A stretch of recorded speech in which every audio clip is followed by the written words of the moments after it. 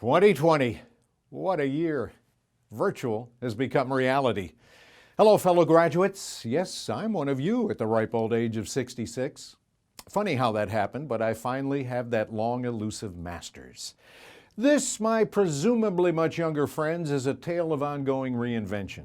Perhaps my story can be of use to you as you make your way along life's path.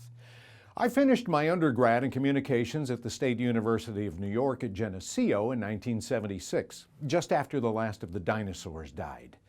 A senior year internship led to an immediate job offer as a reporter at the NBC TV station in Rochester, New York.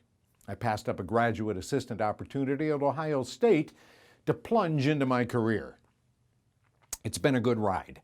More than 40 years in broadcasting, 17 of them anchoring and reporting the news in Miami and Orlando. Big markets, lots of news. I saw things, did things, and met people I otherwise never would have thanks to my job. A few Emmy Awards later, we started our own broadcasting business, operating TV and radio stations in the mountains of North Carolina. Starting your own business is not for the timid. But boy, what a learning experience. I never wanted to be the guy sitting around later in life saying, gee, I wonder, what if? Well, we sold those stations after 12 years and moved to the coast to take a pathway to retirement TV news job in Wilmington, North Carolina. Boy, it was a great plan. Then the big recession of 2008 hit. The bottom dropped out of the economy. Sound a wee bit familiar? That pathway to retirement became laden with potholes. Time to reinvent, and fast, at age 56. A friend opened a door at a historic resort in French Lick, Indiana. Not exactly a planned stop on my path. I talked my way into a marketing job handling broadcast media and video production, neither of which French Lick Resort was doing at the time. The marketing department was mainly a print-oriented shop. Well, I was able to create a niche and fill it. I had to learn a lot in a hurry, but here we are nearly 10 years later, and we've won numerous awards, and video is a mainstay of our marketing, especially on the digital side. Now, I tell you that story not to say I'm hot stuff for an old guy, but to share some life lessons that come clearly into focus with age. Be nimble. Be open to change, because change is the one constant in life. There are good people out there. Find them, learn from them. I've been blessed with some wonderful mentors, but I had to work to find them. Pay it back and pay it forward generously. The dividends can be amazing. Treat other people well. See number 4. Never say never. Life is full of unexpected possibilities. Continue to be curious. It's fun to learn new things.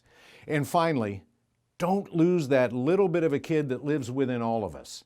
Life is so much more fun that way. I refuse to totally grow up. Someone tells me to act my age, my answer is, how can I do that?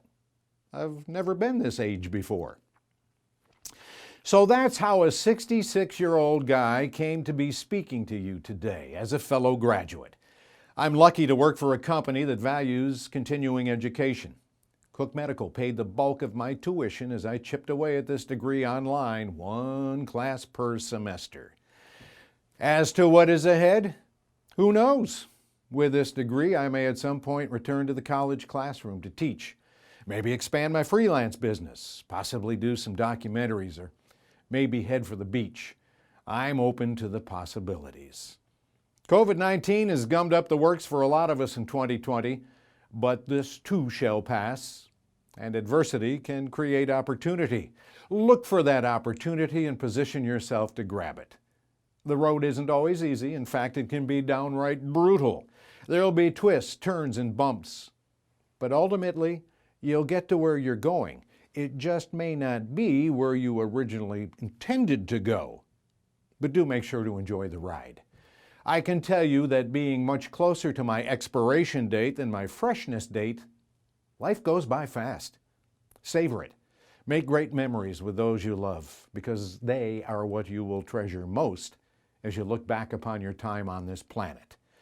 As a former colleague once said on air every night at 6:30, may the good news be yours.